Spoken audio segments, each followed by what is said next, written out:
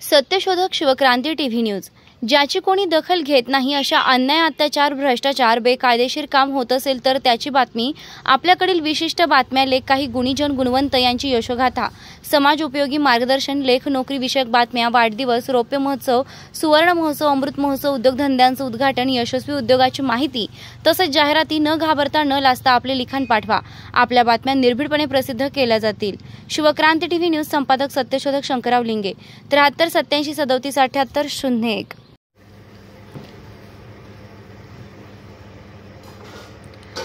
आगवे भिले गावचे इमानदार यांनी प्रकाशित केला। या ग्रंथाला प्रकाशक लक्ष्मण सावंत यांची एक पाणी प्रस्तावनाही आहे।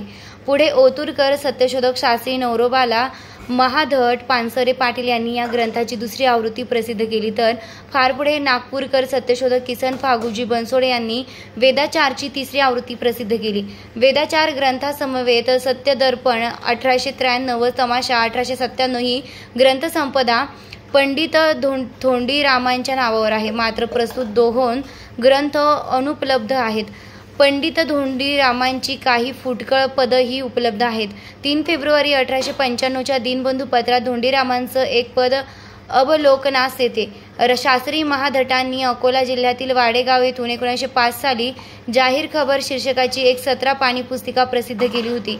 या पुस्तिकेत पंडितांचे 2 अखंड आणि एक भाग अभंग समाविष्ट करण्यात आले आहेत। पुढे म्हणजे इसवी सन 1918 मध्ये त्यांचा पेशवाईतील जुलमांचा पोवाडा 4 पानी प्रसिद्ध झाला। या फुटकळ पदांवरही महात्मा फुले यांच्या अखंडाचा प्रभाव जाणवतो। या बिनीच्या सत्यशोधकाची समकालीन सत्यशोधक शाहीर भीमराव महामुनी यांनी पुढील प्रमाणे थोरवी गायली।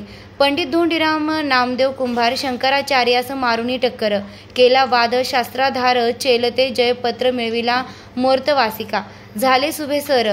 अशा या सत्यशोधकाचे इसवी सन 1905 पूर्वी केव्हा तरी निधन झाले असावे।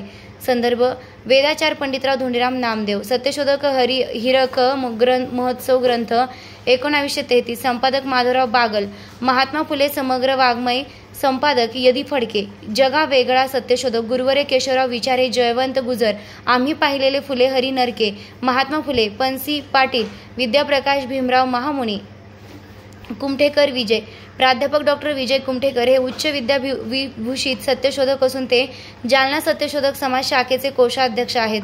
सत्यशोधक समाजाच्या वतीने प्रारंभ झालेल्या पहिल्या लातूर येथील सत्यशोधक संमेलनापासून ते 8व्या संमेलनापर्यंत ते सातत्यानं प्रत्येक अधिवेशन संमेलन यशस्वी होण्यासाठी प्रयत्नशील होते। त्यासाठी सत्यशोधक विषयांवर स्मरणिकेसाठी लेख लिहिणे, परिसंवादात सहभागी होणे आदी बाबींवर त्याचा भर होता।